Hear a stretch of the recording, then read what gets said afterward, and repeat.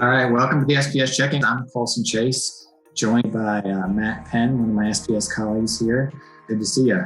Good to see you too. So tell everyone a little bit about yourselves. I've been with SPS in various roles for about 12 years, now as Director of Procurement. So our job is to work with our supply partners and make sure we have the right mix of inventory available in our DCs and available for drop ship for our customers. You know, one of the big supply chain challenges that I think we're hearing about and seeing these days, back orders. What's going on there? What are you seeing with our suppliers? You know, we see back orders really resulting as a result of one of four things: transportation challenges, raw materials, staffing, and capacity. I think this year has really been a combination of all four of those for a lot of our suppliers. With the deep freeze that we had in Texas in February, we saw a lot of chemical plants and factories shut down, which resulted in pricing volatility, inventory volatility on resins and plastics and other key components to some of the products that we use. We have a lot of staffing shortages with our supply chain partners and their manufacturers that really make it difficult to ship orders in a timely manner and to be able to produce those products. COVID is still causing a lot of issues with countries around the world, particularly Vietnam right now, that shut down some of their manufacturing as a result of some new quarantine measures, and that's where a lot of our shoes are produced. How long do we expect this to continue, right? Is this a short-term thing? Are we looking at this for a while? What can our customers expect? Yeah, I think most domestic suppliers are seeing improvement for staffing. So staffing is going to help capacity as they're able to start producing back up to the levels that they've been able to in years past. And we're going to continue to see challenges on supplies from products from international sources like China, Vietnam, and other countries who haven't been able to get their workforce back to work at the same rate that we have here in the U.S. So what about transit times? It seems our suppliers, even when they are able to get something manufactured to our warehouses, especially from overseas, seems to still be a challenge. What's going on with all that? Most companies are having to reserve containers 3 to 4 weeks in advance, where in years past, they could put it on within a couple days and it'd be on its way. The biggest issue we're facing now is as it gets to the U.S. ports, it's sitting there for 10 to 14 days. In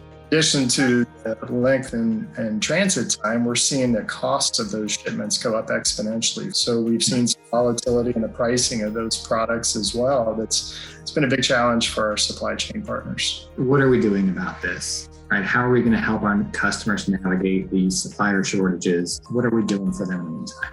We believe the key is communication up front. And so we've been working with our supply chain partners over the last few weeks to really get the information from them, working with internal teams to get that information posted online. So when you go to the product page, there'll be a note just above the add to cart to kind of indicate what the transit time or potential back order time is if there's an issue with that particular product. We're also going to provide some also consider products for those. So if there's an item that you normally buy that is out of stock and has an extended back order, look for those also consider options. They're going to be on the right side of your screen that you can use in the meantime while we're working with those suppliers to get that inventory available. What about SKU count? I think I heard that we're working on adding a whole bunch more SKUs in there to help out too. For sure. So that's one of the great benefits of the new facility is we're going to be able to double our SKU count. So at the old building, we had about 15,000 unique SKUs. And by the end of 2021, we're going to have double that in the new distribution center. We can control our inventory levels a lot better when we're stocking those products and working with those suppliers to carry that extra safety stock in our DCs. And ultimately, the customer is going to get it in one box rather than the 3 or 4 boxes that can come with drop ships. And with our websites, they'll see the real-time inventory visibility, so they're always going to know that it's available to ship to them the same day. So it sounds like there are initiatives, right, that you guys are working on to increase the communication to our customers, adding some stuff to the websites, adding more SKUs into the warehouse. It's keeping your team pretty busy here, I'm sure.